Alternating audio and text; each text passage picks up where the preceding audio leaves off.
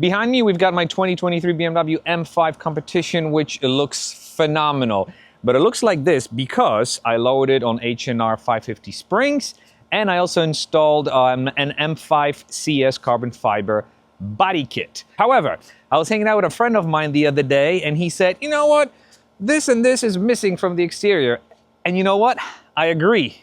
So I called up my good friend Brian over at keys.com to see if this is a part that he could get for me, and he sure did. So in this video, we're going to be installing what I think is the missing link in completing the exterior modifications in my M5 competition. And I don't want to keep you in suspense for long, so I'm just going to tell you right now what it is that it's going to be.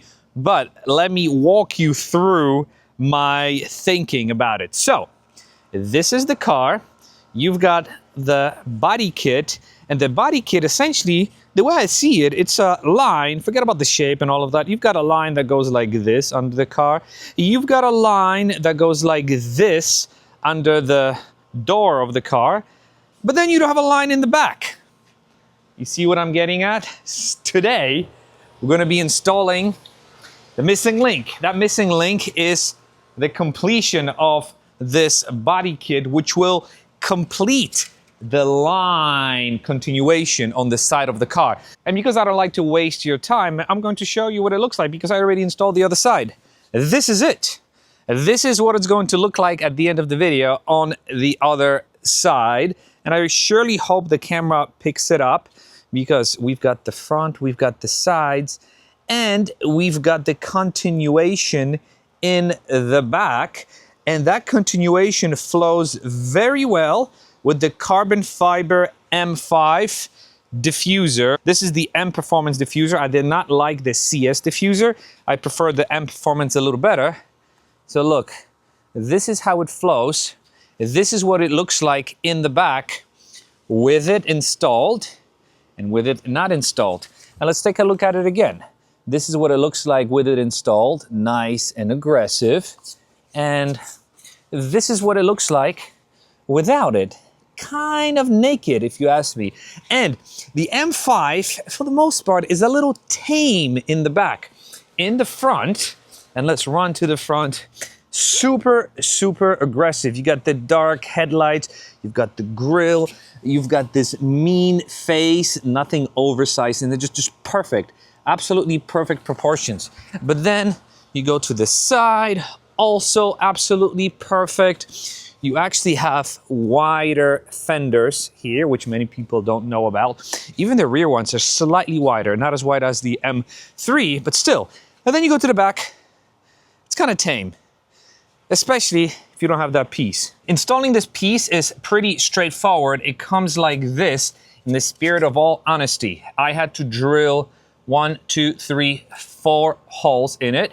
It does come with 3M tape that's not pre-installed, but I installed a slightly different one, a little bit more heavy duty. The way it works is, you kind of want to position it here and see how you want it installed. The way I want it installed, it lines up here with this, and then here, sort of like this, it ends where the body with this little opening ends. And there's really no way you can install it wrong because it's got a little indentation here, so it kind of also sits on the body like this. Let's take off the backing, but not all the way through. Let's take it off just a little bit and let it hang like that. Align it here. I think I've got it aligned. Let me go to see the other side. I can confirm that the other side is identical. So next step is let's remove that tape, and we can start adding these self-tapping screws, which will go directly to the bottom of the rear bumper. Now, it will be easier with a power tool, but I kind of want to feel it in my hand when I'm screwing it with an actual screwdriver. It's about the sensation. And we are done. This is what it looks like now from this side. And again, this is kind of what I wanted. You see, you've got the car, you've got the line, it continues here, it now continues right on this side of the car. Now, if I'm being 100% honest, the thickness of it is slightly more than the thickness of the side skirt. But then again, the thickness of the front lip is slightly thicker than the thickness of the side skirt. So the way I see it is thick, slim, thick. You get it? Thick, slim, thick. Look at the back of my M5. How awesome is this?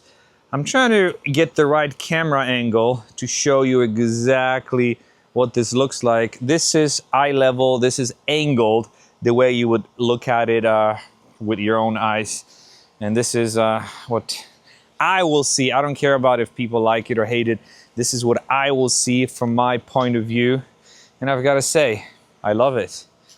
Not that I didn't love the car in the past, but now it seems like one complete package. You got this line at the bottom, and it's just perfect. What's also perfect to me is, you know how I said you've got kind of line here? You also have, I've got this theme going in this car. You've got carbon fiber, so this is the carbon fiber section. You've got the carbon fiber here. Then you've got the gloss black section, starting with the headlights and the grille. See, this is gloss black. The mirror caps are black. You've got the trim here. You've got the tint. You even have the OEM gloss black trunk lip, which I will never replace. It is so classy looking.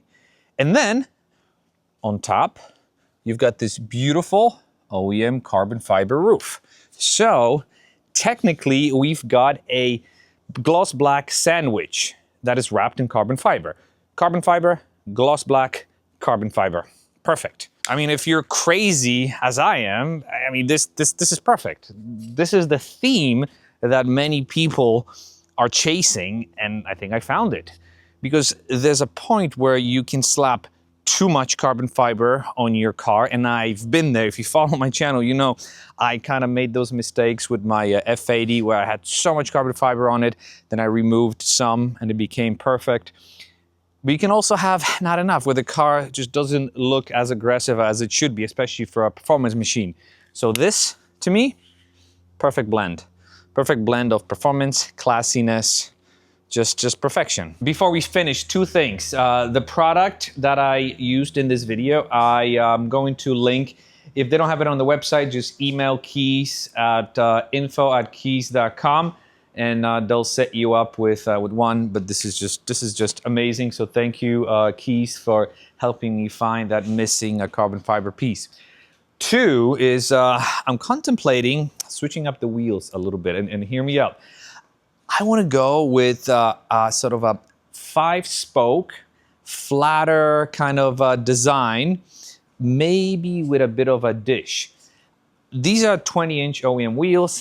I think I probably want to stick with 20 because I do drive this car and I don't want to be chasing flat terrain, avoiding potholes all the time. Sometimes I do hit potholes and I don't want to blow out my tire every time I hit one. So I think 21s would be too big. 21s are more for a show car, one that you don't necessarily drive every day.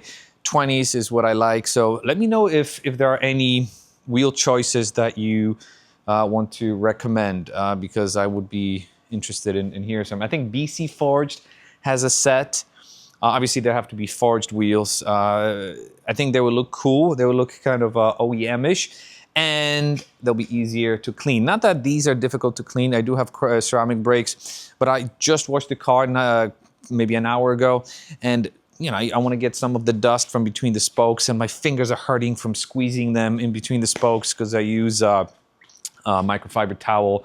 Let's not argue about how to wash wheels, but still, if you have any ideas on what wheels maybe I should get, let me know. Anyways, thank you very much for watching. Once again, thanks to Keys, and comment below what you think of this upgrade, and I'll be seeing you in the next video. Bye-bye.